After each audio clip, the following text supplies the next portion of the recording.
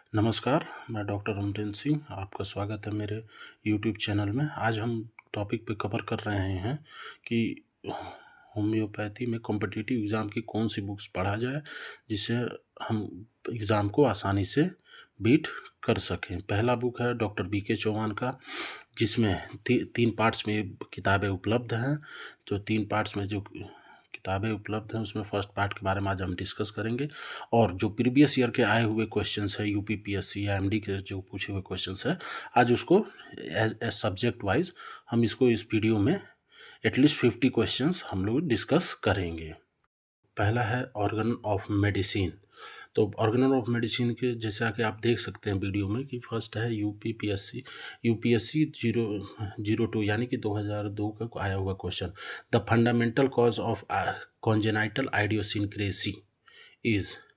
इसमें हम जैसे क्वेश्चन ये कह रहा है कि आइडियोसिनक्रेसी क्या होता है, फंडामेंटल ऑफ आइडियोसिनक्रेसी क्या होती है, तो सोरिक मियाज में एज अ होम्योपैथिक डॉक्टर आपने ऑर्गन ऑफ मेडिसिन में पढ़ा होगा कि whatever the disease cause is psora, यानी कि सोरिक मियाज का आदमी जो होता है ना, वो आइडियोसिनक्रेसी से रिलेटेड ही काम करता है। अब हम बात करेंगे दूसरे क्वेश्चन के बारे में। दूसरा क्वेश्चन है, ये भी यूपीएससी के 2002 के में था, कैस्टा इफेक्टस कैस्टा कॉजेस is applicable to homoeopathy. Means कि इसका कहने का मतलब है लाइक्स क्योर लाइक्स, यानी according to the organon of medicine likes cure likes is possible only in homoeopathy. जैसे कि हम इस यहाँ पे एग्जांपल ले सकते हैं कि जैसे मलेरिया की अगर कोई डिजीज़ है, मलेरिया हुआ है, तो हम लोग उसको ऐसी दवा देंगे कि मलेरिया का ही सिम्टम्स उसको प्रोड्यूस हो सके, ताकि से दोनों सिम्टम्स को टकरा के दोनों इस मेंटल। अब आते हैं थर्ड क्वेश्चन। थर्ड क्वेश्चन क्या है, the phrase of aude sapere was coined by Horace. जो एक्यूट स्पेयर जो हमारे ऑर्गन ऑफ मेडिसिन के सेकेंड एडिशन में हैनमैन ने जो एक्यूट स्पेयर मतलब डेयर टू बी वॉइस, यानी कि आप अपनी बात को रखिए, दृढ़ता के साथ रखिए, ये इन्होंने कहाँ से ये लिया था, हॉरिस के से ये लिया था इन्होंने, हॉरिस के बुक से इन्होंने ये बात ली थी। अब आते हैं नेक्स्ट क्वेश्चन पे। Next question, the vital force is suddenly over powered by the disease, which of the following mode treatment is useful. अगर अकॉर्डिंग टू, अगर होम्योपैथी में अगर डिजीज ओवर पावर कर जाए, vital force suddenly over power हो जाए, तो ऐसे केसेस में हम क्या यूज़ करेंगे। ऐसे केस में हम क्या यूज़ कर सकते हैं, एंटीपैथी। एंटीपैथी का मतलब उल्टा। जैसे उल्टा उल्टा कहने का सेंस ये है, जैसे कि एक्सीडेंट हो जाए जहाँ हम मेडिसिन डिस्पेंस नहीं कर सकते, या कोई मेजर इंजरी हो जाए, वहाँ पे हम लोग एंटीपैथी ही यूज़ कर सकते हैं। Next question is who is the worst patient among to treat. मतलब ये क्वेश्चन ये कह रहा है कि कौन सा पेशेंट जो होता है जो सबसे ज़्यादा ट्रीटमेंट करने में दिक्कत प्रोड्यूस करता है। तो इसका आंसर है non cooperative patient. Non cooperative patient जो अगर आपके क्लिनिक में आता भी है, अगर वो कोऑपरेट ना करे, तो आप कैसे उसका साइन सिम्टम्स या वगैरह उसको कलेक्ट करेंगे। तो नॉन कोऑपरेटिव पेशेंट ही वर्स्ट पेशेंट होता है। नेक्स्ट क्वेश्चन पे, जिसका cause occasionally means, cause occasionally means क्या होता है। कॉज ओकेजनली मीन्स कि जो हमारे डिजीज़ हैं उसका एक्साइटिंग कॉज और मेंटेनिंग कॉज क्या है। जस्ट लाइक अगर हमारे पास सर्दी है, अगर हमें सर्दी हुआ है, तो उसका तो हम एज अ डॉक्टर हम उसको क्या करते हैं, हम मना कर देते हैं कि आप ठंडी चीज़ें नहीं खाएंगे। तो वो सर्दी का जो एक्साइटिंग और मेंटेनिंग कॉज होता है वो होता है कोल्ड, तो उसी को कोजा एक्नालिस कहते हैं। आते हैं नेक्स्ट क्वेश्चन पे, the cure is possible by homeopathy. Yes, only homeopathy can cure the disease. How can you cure the patient. एक डिजीज इज रिमूव्ड, तभी जब हम डिजीज़ को रिमूव कर देंगे, एक साइंस सिम्टम्स हम टोटल रिमूव कर देंगे, तब क्योर पॉसिबल होगा। अब आते हैं नेक्स्ट क्वेश्चन पे।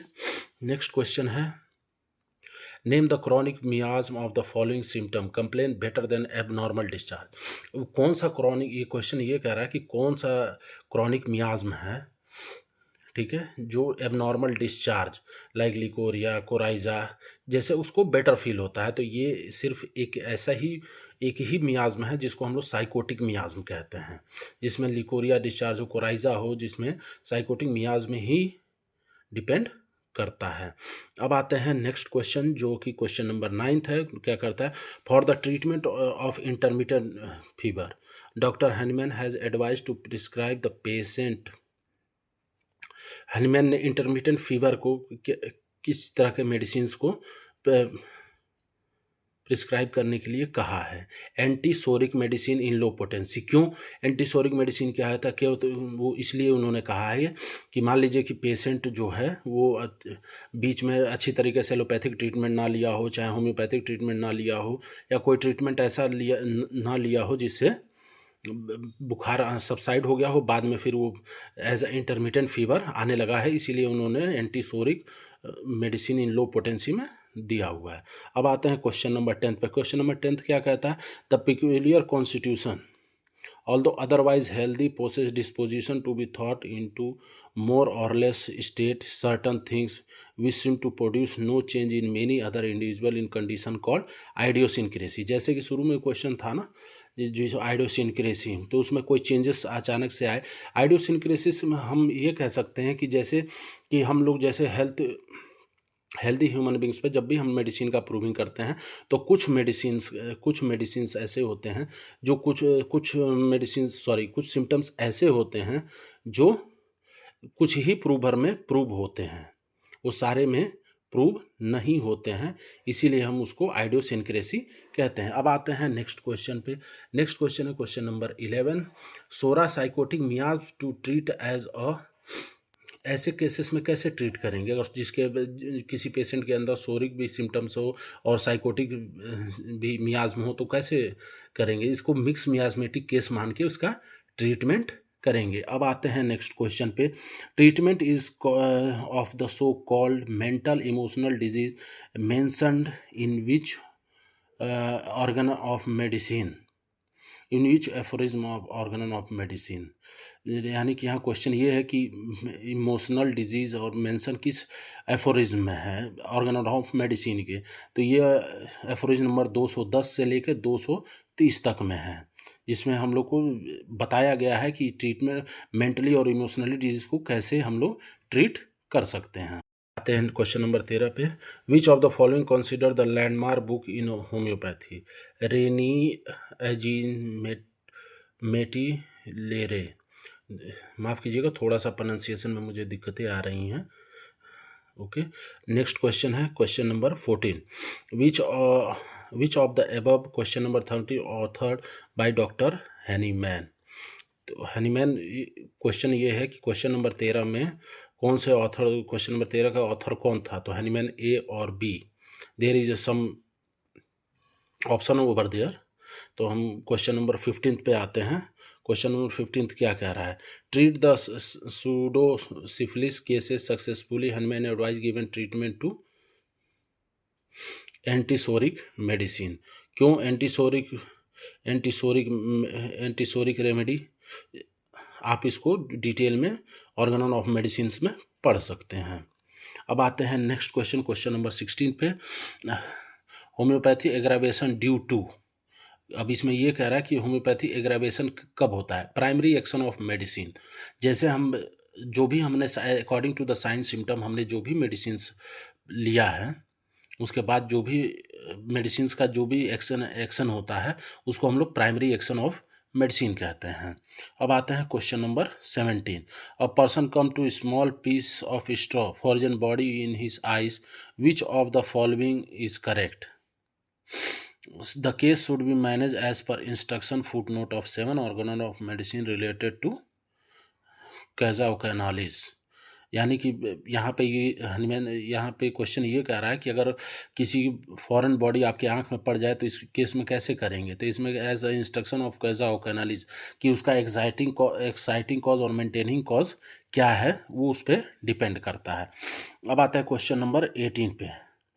The 50 millesimal scale describe in edition of Organon of medicine 5th edition में, जो 50 मिलीसिमल स्केल जो मेडिसिन बनाने की थी वो कौन से एडिशन में डिस्क्राइब किया गया, तो वो 5th में किया। अगले क्वेश्चन पे क्या है, Hering law of cure is depicted in Kent philosophy under 11th observation. जो केंट का 11th ऑब्जर्वेशन था वो डॉक्टर हेयरिंग के 11th ऑब्जर्वेशन के अंडर आता है। अब आते हैं नेक्स्ट क्वेश्चन पे। Question number, the interpretation of Kent 12th observation state that the medicine must be antidoted at once.